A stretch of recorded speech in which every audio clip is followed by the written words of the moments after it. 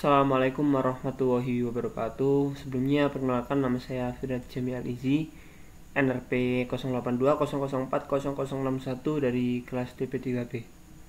Pada kesempatan kali ini saya akan melanjutkan tentang pembahasan mengenai pompa dan kompresor. Pompa dan kompresor untuk mata kuliah praktek. Baiklah, langsung saja mari kita mulai. Dalam pendahuluan, pompa sentrifugal. Pengertian pompa sentrifugal sendiri adalah pompa dengan gerak fluida cair dengan adanya konversi energi kinetik akibat putaran sudu-sudu pompa menjadi tekanan. Selanjutnya ada pompa mixed flow, yaitu pompa yang merupakan gabungan antara pompa sentrifugal dan pompa aksial. Impeller pada pompa mixed flow cenderung dibuat sedemikian rupa sehingga dapat mendorong cairan keluar dari arah radial dan aksial. Yang ketiga ada kompresor sentrifugal, di mana kompresor sentrifugal merupakan salah satu kompresor di mana kecepatan dan tekanan diberikan kepada udara dengan arah radial dengan self lane atau impeller dengan satu atau banyak kombinasi antara gimbal dan diffuser. Dan yang terakhir yaitu adalah rangkaian pompa seri dan paralel yang merupakan sama dengan pompa tetapi mempunyai jenis rangkaian pompa seri dan paralel yang berfungsi untuk memindahkan suatu cairan dari suatu tempat ke tempat lain dengan cara menaikkan tekanan dari cairan tersebut. Untuk pengujian dan pengambilan data pompa secara daring, langkah-langkah yang bisa kita lakukan yaitu yang pertama, masukkan data setting kecepatan ke speed. Yang kedua, atur slider bukaan katup ke bukaan terbesar. Klik tombol run. Jadi di situ ada 5 speed yang kita gunakan, 20, 40, 60 dan juga 80. Lalu untuk step selanjutnya kita catat perubahan data, volume, durasi waktu, tekanan keluar dan masuk arus listrik. Lalu untuk langkah keempat yaitu mengulangi langkah kedua sampai keempat untuk membuka katup dalam kondisi yang berbeda, yaitu 80, 60, 40, 30, dan 20. Lalu untuk yang langkah yang terakhir kita bisa mengulangi dari langkah 1 sampai langkah 5.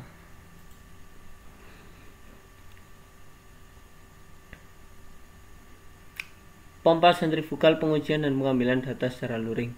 Pompa biasanya terhubung dan digerakkan menggunakan motor listrik tipe variable speed atau kecepatan berubah. Langkah-langkah pengoperasian mesin dapat dijelaskan sebagai berikut.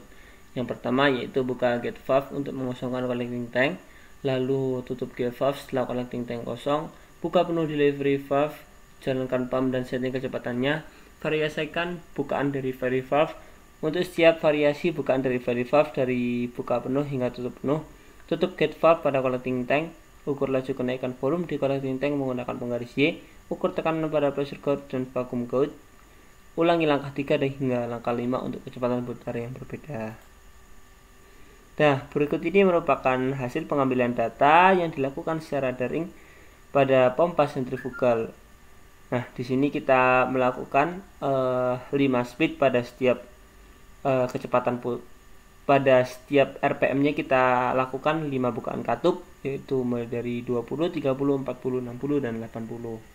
Jadi di sini kita mempunyai 25 percobaan, 25 sampel yang akan kita hitung dengan menggunakan rumus berikut.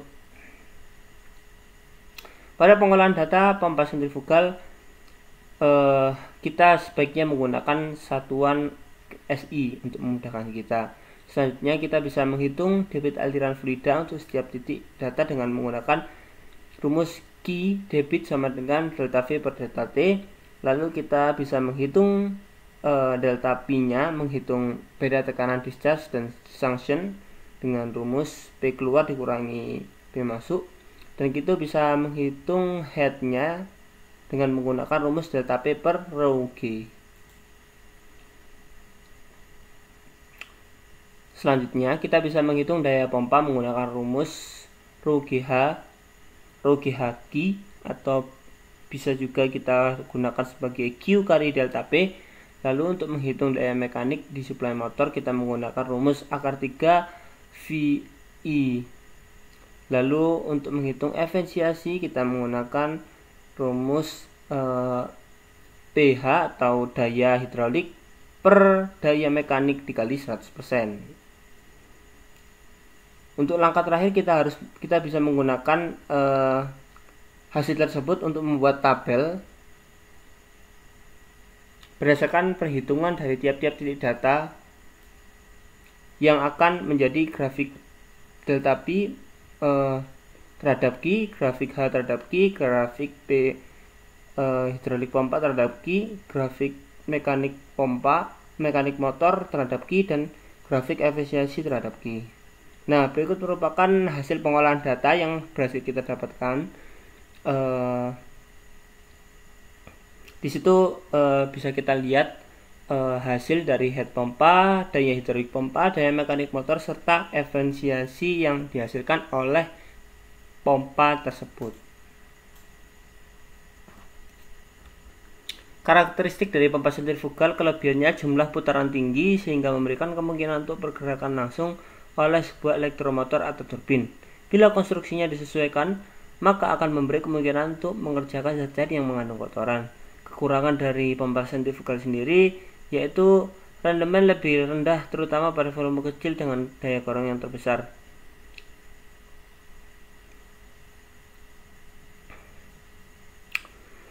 Yang kita dapatkan bahwa semakin tinggi debit aliran dan kecepatan putarannya, nilai perbedaan tekanannya akan semakin kecil. Lalu, dengan bertambahnya debit aliran fluida, efisiensi akan cenderung menurun, serta semakin bertambahnya kecepatan putar, maka semakin tinggi dayanya, dan pertambahan debit aliran fluida akan terjadi secara konstan.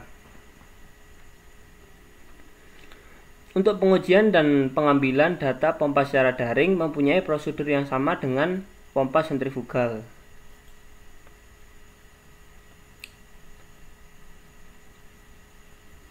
Langkah-langkahnya yang bisa kita lakukan dalam pengujian luring adalah sebagai berikut. Buka gate valve untuk mengosongkan collecting tank, tutup gate valve setelah collecting tank kosong, buka penuh delivery valve, jalankan pump dan setting kecepatannya, variasikan bukaan delivery valve. Untuk setiap variasi bukaan dari penuh hingga tutup penuh. Ulangi langkah 3 hingga 5 untuk kecepatan putar yang berbeda.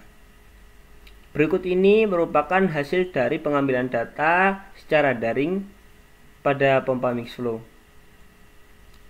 Untuk pengolahan data pompa mix flow juga menggunakan rumus yang sama seperti digunakan pada pompa sentrifugal pada praktek sebelumnya.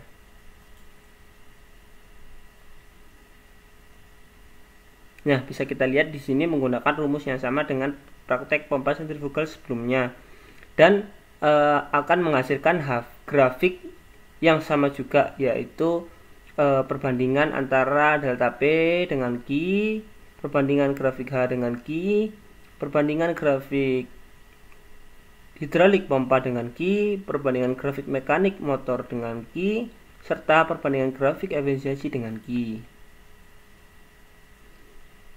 Berikut merupakan hasil pengolahan data daring mix flow setelah dimasukkan ke dalam rumus-rumus yang ada di atas tersebut. Maka kita mendapatkan hasil sebagai berikut. Dari sini kita dapat mengetahui debit, delta P head, lalu daya pompa serta daya motor, serta efisiensi yang dihasilkan oleh pompa tersebut. Karakteristik pompa mix flow. Keuntungan dari pompa sentrifugal aliran campuran yaitu sebagai berikut. Yang pertama, konstruksinya yang kokoh. Yang kedua, desainnya yang sederhana. Yang ketiga, beroperasi pada head konstan pada jangka waktu yang lama. Lalu, temperatur fluida sampai dengan 120 derajat Celcius. Head yang dihasilkan pada pompa jenis ini sebagian adalah disebabkan oleh gaya sentrifugal dan sebagian dihasilkan oleh tolakan impeller. Aliran buangnya sebagian radial dan sebagian juga aksial. Inilah sebabnya jenis pompa ini disebut pompa aliran campuran, karena campuran antara aksial dengan radial. Semakin bertambahnya nilai debit aliran fluida, daya hidrolik pompa yang dihasilkan akan naik dan cenderung menurun untuk semua kecepatan putar. Saat debit aliran fluida bertambah, perbedaan tekanan discharge head pompa akan cenderung menurun. Ini berlaku untuk semua kecepatan putar.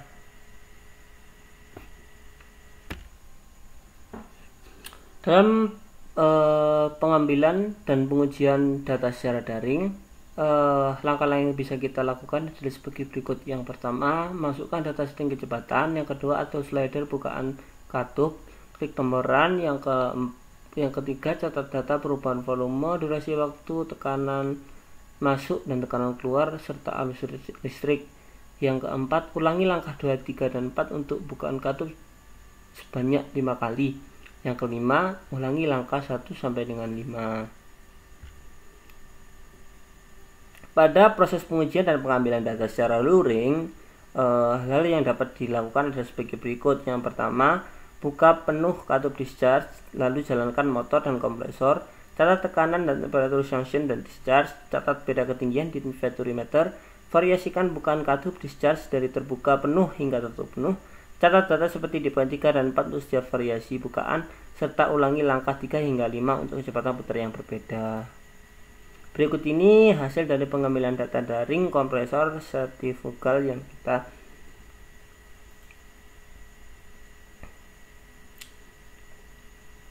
Untuk melakukan pengolahan data kompresor sentrifugal yang telah kita dapat, maka kita perlu perhatikan langkah-langkah berikut ini. Yang pertama, mengubah data kesatuan SI serta kesatuan absolut seperti kPa, bar, dan juga lain-lain. Yang kedua, menghitung massa jenis discharge dan junction menggunakan rumus gas ideal. Lalu mengubah tekanan vaturimeter ke satuan PA. Lalu menghitung kecepatan aliran di mana V discharge sama dengan 2 delta P KV row discharge. Lalu yang kelima, kita bisa menghitung laju aliran massa aliran fluida di setiap titik dengan formula P discharge V discharge kali A discharge. Lalu kita bisa melanjutkan dengan menghitung rasio tekanannya.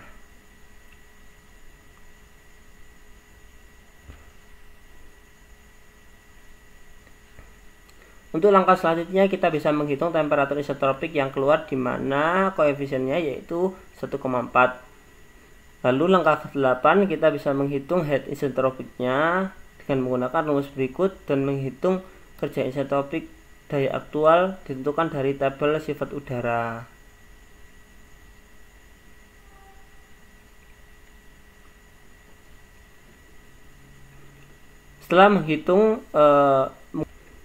Setelah mendapatkan hasil-hasil berikut, kita bisa mengetahui efisiensi total yang ada pada kompresor sentrifugal tersebut. Berikut ini merupakan hasil pengolahan data yang telah kita dapat. Di sini kita bisa mengetahui berapakah nilai efisiensi dari setiap kompresor sentrifugal. Karakteristik dari kompresor sentrifugal sendiri.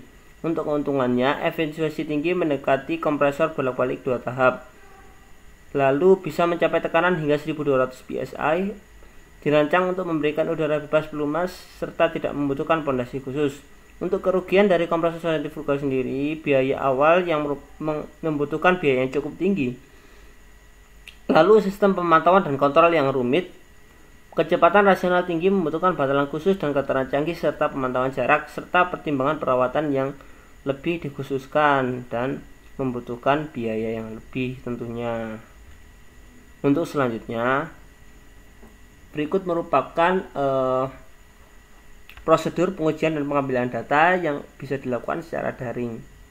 Yang pertama yaitu masukkan data setting kecepatan, atur slider bukaan katup, catat data yang menunjukkan laju aliran volumetrik, tekanan keluar, tekanan masuk, serta arus listrik. Lalu kita bisa mengulangi langkah 2, 3, 4 dengan opsional dengan bukaan katup yang berbeda, serta ulangi langkah tadi pada semua kecepatan dan konfigurasi pipa yang lain. Berikut ini merupakan prosedur pengujian dan pengambilan data secara luring.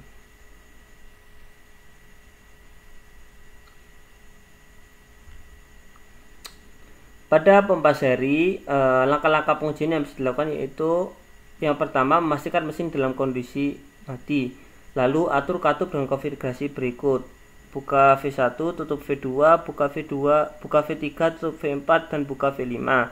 Jalankan pompa 1 dan pompa 2, atur kecepatan keduanya sehingga kecepatan putar keduanya sama. Yang keempat, catat variabel berikut. Yang pertama ada debit aliran, lalu tekanan di P1 dan P2. Yang kelima, variasikan bukaan katup V5. Lalu yang keenam, untuk setiap variasi bukaan katup, catat variabel-variabel terukur seperti pada langkah 4. Yang ketujuh, kembalikan bukaan V5 ke bukaan penuh. Serta yang terakhir, variasikan kecepatan putar pompa 1 dan pompa 2 dan jaga nilai kecepatan keduanya untuk sama setiap variasi.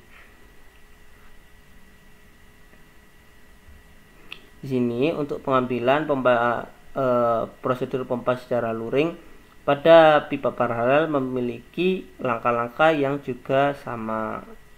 Tetapi perbedaan pada pengaturan katup pada nomor 2 dengan konfigurasi sebagai berikut.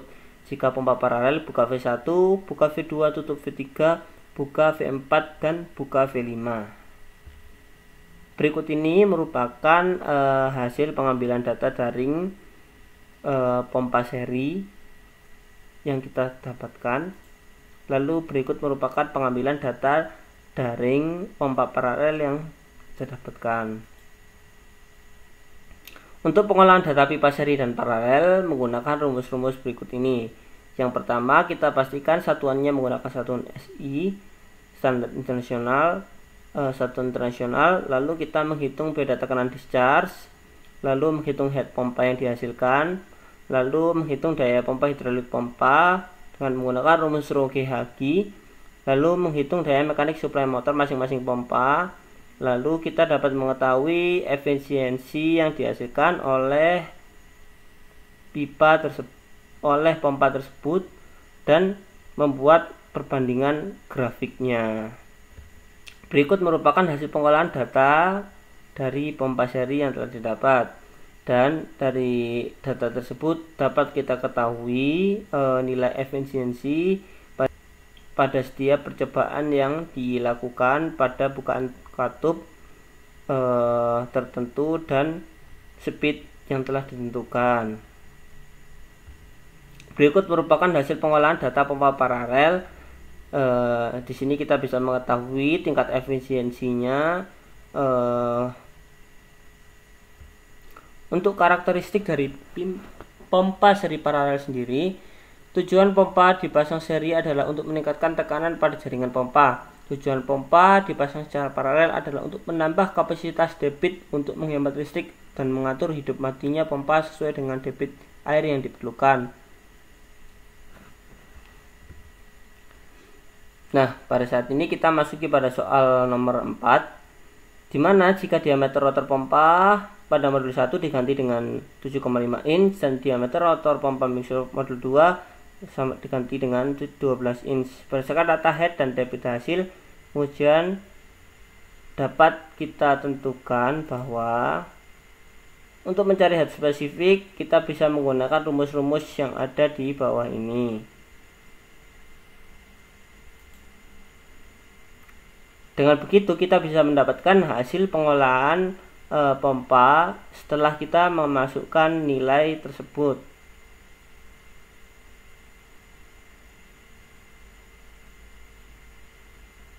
Berikut adalah hasil pengolahan pompa yang kita dapatkan. Sini bisa kita ketahui nilai delta P dalam satuan hasil pompa berikut dapat kita ketahui head spesifik, kapasitas spesifik, serta kecepatan spesifik pada pompa paralel. Berikut merupakan grafik dari pompa paralel.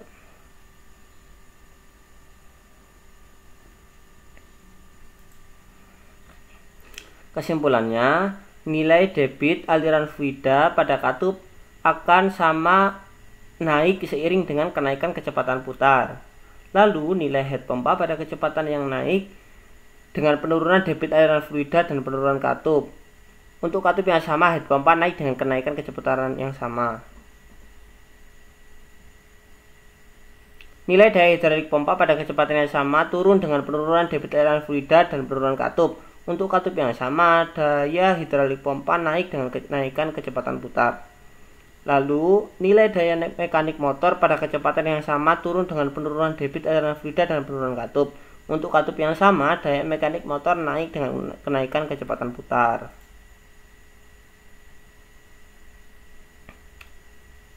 Saya rasa sekian dari saya. Untuk kurang lebihnya mohon maaf. Terima kasih. Wassalamualaikum. Saya pamit undur diri. Wassalamualaikum warahmatullahi wabarakatuh.